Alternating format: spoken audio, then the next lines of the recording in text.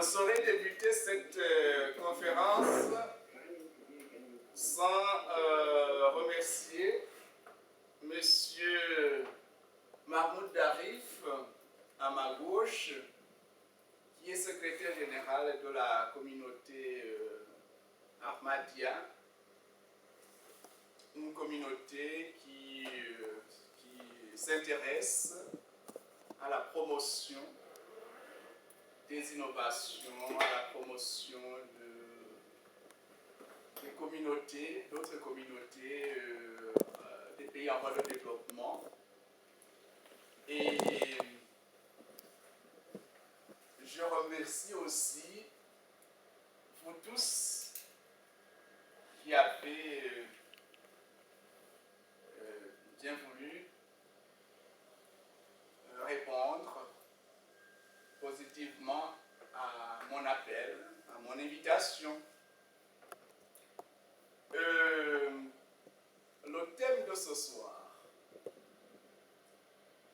le thème de la conférence de ce soir, c'est la démonstration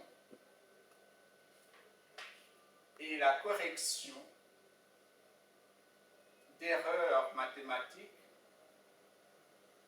dans la configuration traditionnelle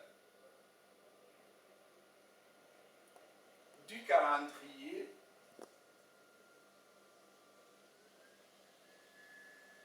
et application industrielle, donc une nouvelle application industrielle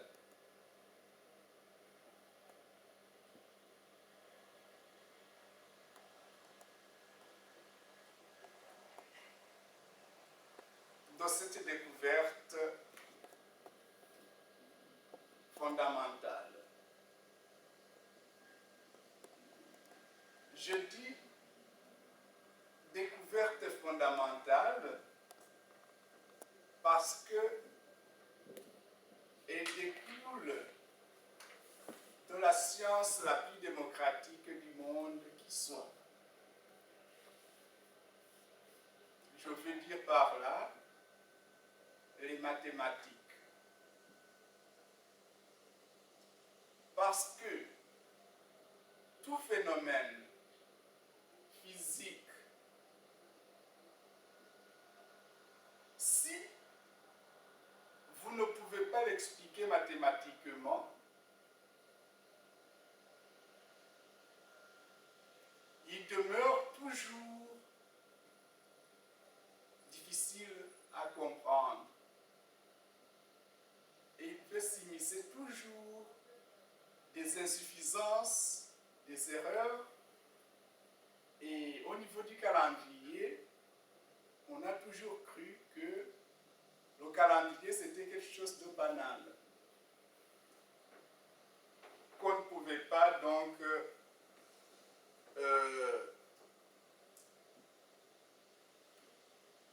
le remettre en cause, croyant à tort que les maîtres, donc les créateurs, ceux qui ont inventé les deux calendriers historiques, je veux dire par là le calendrier julien et le calendrier grégorien. Ces deux calendriers ont été inventés par des autorités politiques et religieuses. Leur souci, ce n'était pas de concevoir un calendrier basé sur une configuration scientifique.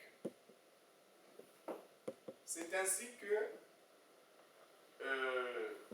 tous les modèles de calendrier qui ont été publiés depuis les origines du calendrier julien, en passant par la réforme grégorienne de 1583 jusqu'à nos jours, ont toujours été configurés de façon façon trop puérile, je vous dirais. Parce que l'équation fondamentale, donc l'énoncé de l'équation fondamentale du calendrier, c'est, connaissant le millésime, le mois et le quantième du mois, déterminer le jour de la semaine correspondant à ces trois inconnus. Cet énoncé se trouve écrit en noir sur blanc dans toutes les encyclopédies connues. Et quand on analyse donc l'attitude des compositeurs, des imprimeurs, des éditeurs de calendriers classiques, que ce soit les inventeurs de calendriers dits perpétuels, leur erreur est la même. Ils commencent par faire un geste graphique qui est en elle-même, de façon originelle, constitue une violation très grave d'un principe sacro-saint en matière de résolution d'équations linéaires simples.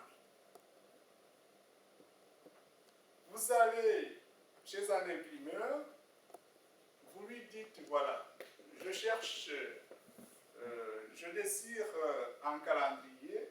Qu'est-ce qu'il vous pose comme question? Il vous demande, voilà, vous le voulez en allure verticale ou en allure horizontale. Pour le reste, il s'en occupe en quelques minutes et il vous compose un calendrier. Eh bien, un tel calendrier conçu de façon en modulo 7, parce que bon, il trace cette ligne ou cette colonne, et après, il vous met les dates des quantièmes du 1er janvier jusqu'au 31 décembre. Et après, il vous présente un calendrier qui fonctionne.